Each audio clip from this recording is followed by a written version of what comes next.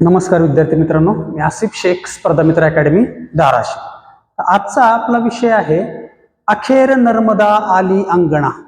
अखेर नर्मदा आली अंगणा काय तो विषय? हा करंटचा सध्याचा टॉपिक आहे। स्पर्धा परीक्षेमध्ये विविध परीक्षांमध्ये याच्यावर एखादा छोटासा प्रश्न येण्याची शक्यता आहे। तर आपल्या भारतामध्ये आणि महाराष्ट्रामध्ये भरपूर नद्या आहेत, ठीक आहे। जशा महत्वाच्या नद्या भारतामध्ये सांगितल्या जातात, गंगा आहे, सिंधू आहे, यमुना आहे, ब्रह्मपुत्र आहे।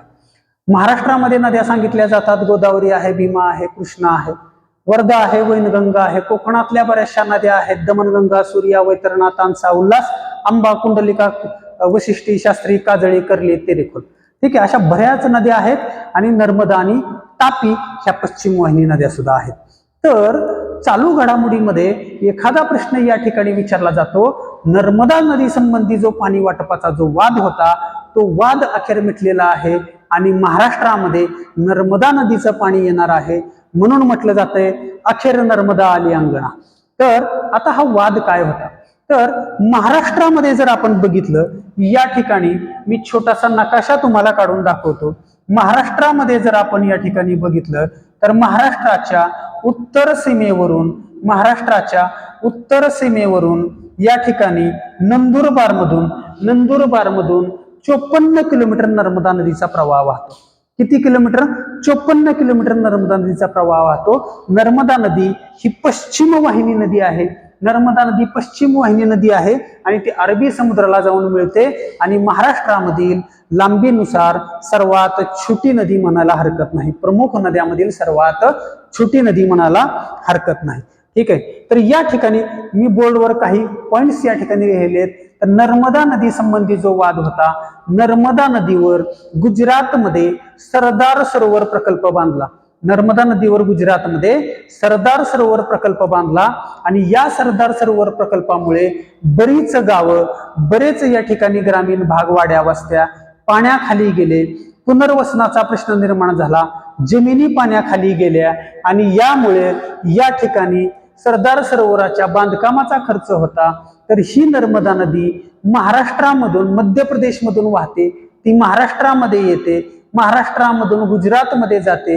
या सर्व राज्यांना, इव्हन राजस्थानला सुद्धा या प्रकल्पाचा फायदा होणार होता, परंतु महाराष्ट्राला या प्रकल्पामधून एकही टीएमसी किंवा थोडंही एक थेंब सुद्धा पाणी मिळालेलं नव्हतं, म्हणून या ठिकाणी हा वाद निर्माण झालेला होता।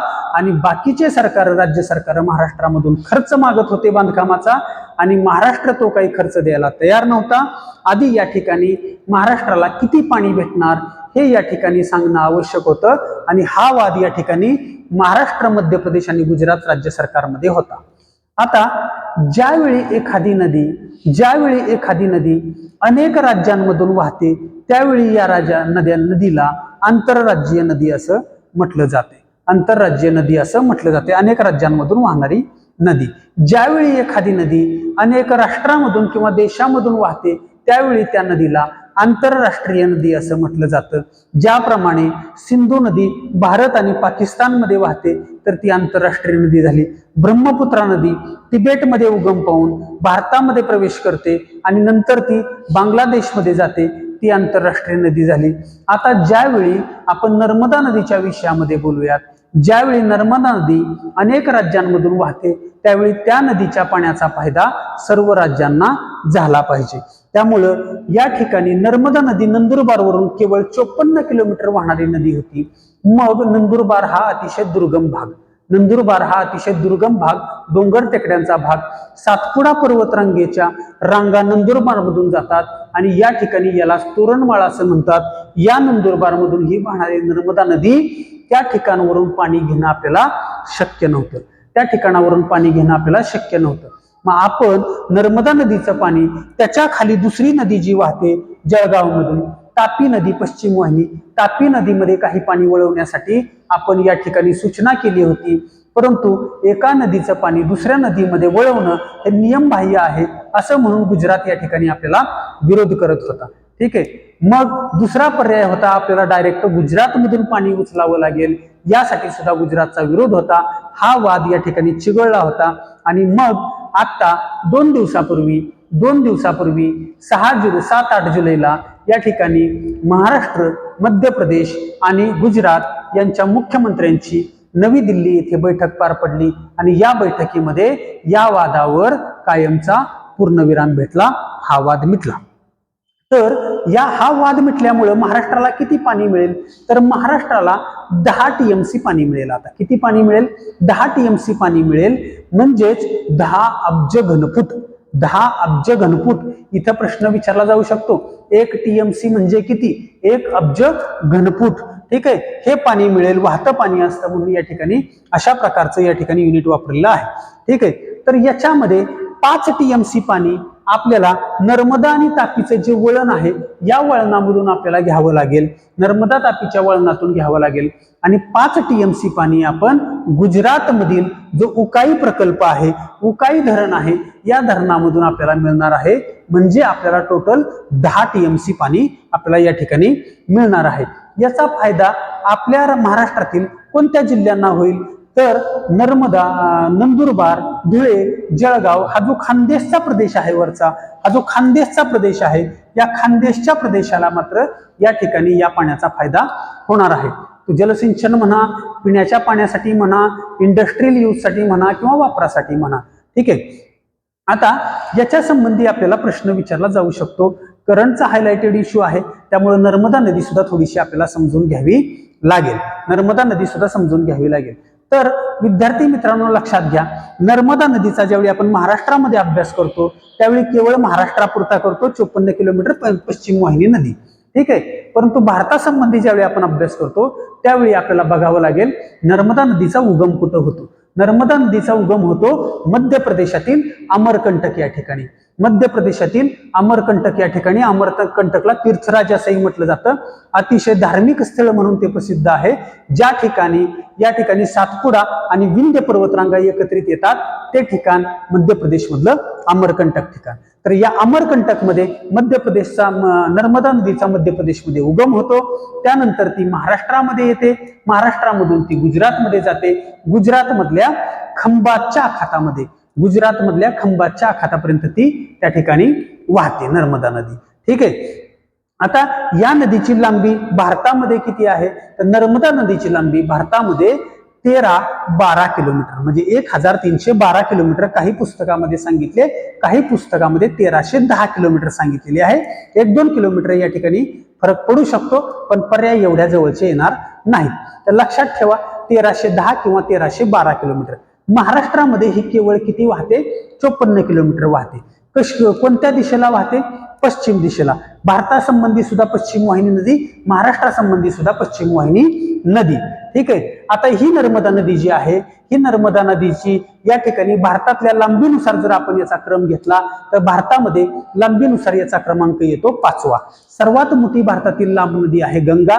दुसरी भारतातील लांब नदी गोदावरी, जी गोदावरी महाराष्ट्रातील सर्वात लांब नदी आहे. पण गोदावरीचा क्रमांक भारतामध्ये लांबीनुसार कितवा येतो? 2रा. तिसरी भारतातील सर्वात लांब नदी आहे कृष्णा. तिसरी भारतातील सर्वात लांब नदी आहे कृष्णा. चौथी भारतातील सर्वात लांब नदी आहे यमुना, जी गंगेची उपनदी मानली जाते. आणि 5वी भारतातील सर्वात लांब नदी आहे नर्मदा, आणि तिचा प्रवाह जो आहे 1310 किंवा 1312 किलोमीटरचा आहे. तर लांबीनुसार नर्मदा नदीचा क्रमांक भारतामध्ये 5वा. आणि महाराष्ट्रातल्या प्रमुख नद्यांमध्ये जर विचारात घेतला तर ती सर्वात कमी लांबीची नदी 54 किलोमीटर. 54 किलोमीटर. ठीक आहे, आता या ठिकाणी नर्मदा नदीच्या काही उपनद्या, याच्यावर पूर्वी सुद्धा प्रश्न विचारलेला आहे. नर्मदा नदीच्या काही उपनद्या या ठिकाणी मी लिहिलेल्या आहेत. त्यातली सर्वात महत्वाची उपनदी तवा. तवा तवा ही कोणत्या नदीची उपनदी हा प्रश्न येऊन गेलेला आहे. तवा ही नर्मदा नदीची उपनदी आहे. त्याच्याशिवाय छोटी तवा, तवा, छोटी तवा हे दोन्हीही नर्मदा नदीच्या उपनदी आहेत. त्याच्याशिवाय हिरण, बंजार, शेर, दुधी अशा काही नर्मदा नदीच्या उपनद्यांची नावं या ठिकाणी सांगता येतील. ठीक आहे, आता ही नर्मदा नदी कशी आहे? तर एक जुना प्रश्न येऊन गेला होता स्पर्धा परीक्षांना की रुद्रगंगा म्हणून कोणत्या नदीला ओळखतात? रुद्रगंगा म्हणून कोणत्या नदीला ओळखतात? तर त्याचं उत्तर होतं गोदावरी. त्याचं उत्तर होतं गोदावरी. आता नर्मदा नदी कसली नदी आहे? तर नर्मदा नदी ही रुद्ध नदी नाही किंवा नर्मदा नदी ही प्रौढ ही नदी नाही. मग नर्मदा नदी कसली आहे तर नर्मदा नदी ही तरुण नदी आहे. नर्मदा नदी तरुण नदी आहे. म्हणजे एखादी नदी उगमस्थानापासून ज्यावेळी वाहते आणि ती समुद्र किनाऱ्याला जाऊन मिळते, म्हणजे तिच्या मुखाला जाऊन मिळते, तोपर्यंत म्हणजे वर्षानुवर्षे लाखो वर्ष वाहत वाहत ज्यावेळी या नदीने सर्व भाग खनन करून सपाट प्रदेश, कमी उताराचा सपाट प्रदेश तयार केलेला असतो, त्याच्यामध्ये फारशी भूरूप आढळत नाहीत, त्यावेळी ती नदी वृद्ध किंवा प्रौढ टप्प्याला पोचली असं आपण म्हणतो. मग या अनुषंगानं नर्मदा नदी ही तरुण नदी आहे आणि गोदावरी नदी ही वृद्ध नदी आहे. दुसरं नर्मदा नदीला कसली नदी म्हणतात तर नर्मदा नदीला उड्या मारत वाहणारी नदी म्हणतात. उड्या मारत वाहणारी नदी म्हणतात. तर मित्रांनो, एक कन्सेप्ट आहे, ज्यावेळी या ठिकाणी जमिनीचा आकार या ठिकाणी असा वर खाली असतो, त्यावेळी नदीचं पाणी उड्या मारत मारत वाहिल्यासारखं दिसतं. या भूरूपाला रॅपिड्स किंवा धावत्या असं म्हणतात. या भूरूपाला रॅपिड्स किंवा धावत्या म्हणतात. तर जनरली कोकणामधल्या सह्याद्री पर्वतामधून उगम पावून अरबी समुद्राला मिळणाऱ्या ज्या नद्या आहेत, या नद्यांनी त्यांच्या प्रवाह मार्गात रॅपिड्स किंवा धावत्या हे जनरली निर्माण केले आहेत. पण नर्मदा नदी खचदरीतून वाहत असताना सुद्धा नर्मदा नदीने रॅपिड्स किंवा धावत्या प्रमाणे या ठिकाणी भूरूप निर्माण केल्यामुळं उड्या मारत वाहणारी नदी असं या ठिकाणी उल्लेख नर्मदा नदीचा केलेला आहे. तर चालू घडामोडीचा प्रश्न आहे, नर्मदा नदी वादामधून या ठिकाणी आपल्याला किती पाणी महाराष्ट्राला मिळणार आहे तर 10 TMC पाणी महाराष्ट्राला मिळणार आहे. नर्मदा नदीचा उगम कुठं होतो? अमरकंटकला होतो. मध्य प्रदेश मधून उगम पावून महाराष्ट्रामध्ये येणारी पश्चिम वाहिनी नदी कोणती? नर्मदा. आणखी एक नदी आहे तापी. ठीक आहे. अशा प्रकारे काही प्रश्न या ठिकाणी विचारले जाऊ शकतात. नर्मदा नदीच्या उपनद्यांची नावं काय? ठीक आहे. अशा प्रकारे या ठिकाणी प्रश्न नर्मदा नदीवर आपला येण्याची शक्यता आहे. ठीक आहे. विषय समजला? थँक्यू. धन्यवाद.